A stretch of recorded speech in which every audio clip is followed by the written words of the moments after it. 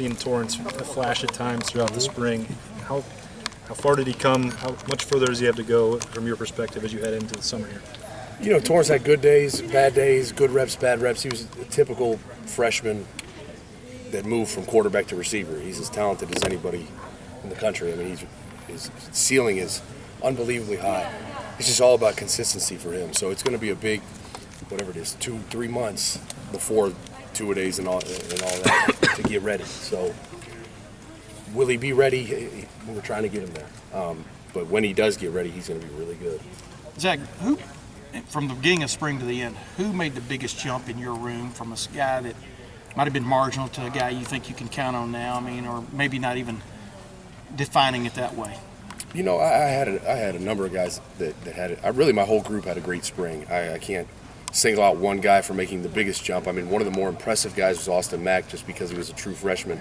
That's not saying he's the best one or even in the conversation, but just how he performed and how he went to work every day for a kid that should be getting ready for prom was really impressive. Mm-hmm. Of the other guys, though, like, you know, Terry Maclaurin, those guys, was this kind of the spring they had to make a move? I mean, because you keep having guys coming in. Yeah, it was their time that Terry, Paris, and James Clark, it was kind of like, all right, it's your turn to kind of run the show. And they really did. I mean, 15 practices, didn't miss a rep, went really hard, executed really at a really high level. So I'm really pleased with all three of them. Did Maclaurin give you that, for example, in the spring game? He made a couple of pretty big catches down the field. Yeah. Y'all were looking for that last year. I'm not sure you ever really totally found it. Can he figure in that? I mean, has he given you an idea that he might give y'all that element? Yeah, I mean, that's his role. I mean, whether he's the guy that fills it or not, that's the one he's vying for. Yeah. So he had a great spring. He was consistent at being a deep threat for us, along with James Clark and Paris when given the opportunity. So, but Terry really did. He took a step that I needed to see him take. It's time, you know. Zach, every time we have a discussion, I don't know if it's just in my head, but we're talking about the younger guys. Johnny Dixon's name never just comes up. Yeah. How's he doing? Is he still kind of behind because of his knees, or No, I mean, Johnny for the first time was able to practice. I mean, he had kind of two different traumatic knee issues that he finally now is getting through. And so this spring we limited him more, thinking we need to have him 100% full strength, no issues come fall. And so the stuff we asked him to do, he did extremely well. We didn't ask him to do everything, so that you can't really evaluate him as a complete receiver when you don't ask him to do everything you need him to do.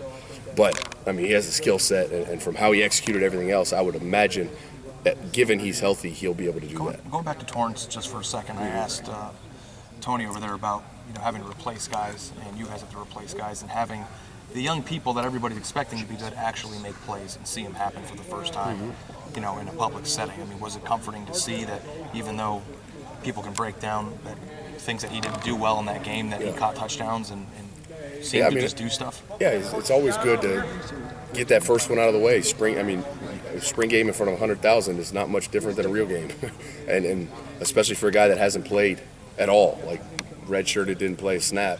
So it was really good to see that he could still carry over some of the good things that he'd been doing into that atmosphere, definitely. What's the latest with Corey Smith? I know coming back as a sixth-year senior, coming back, I believe it was a broken leg, correct? What's the latest with him? How's he doing? He's doing really well. He's slated to graduate in May, at the end of this semester. He's rehabbing and trying to get healthy to have a great last year. You have all these young guys. It's nice having a veteran. I mean, I know he played JUCO, but he's been here now for what, like 4 years, it seems I like? think 10, it might be. I feel like Corey Smith, I feel like I grew up with him. Like he was a little kid that wouldn't leave me alone.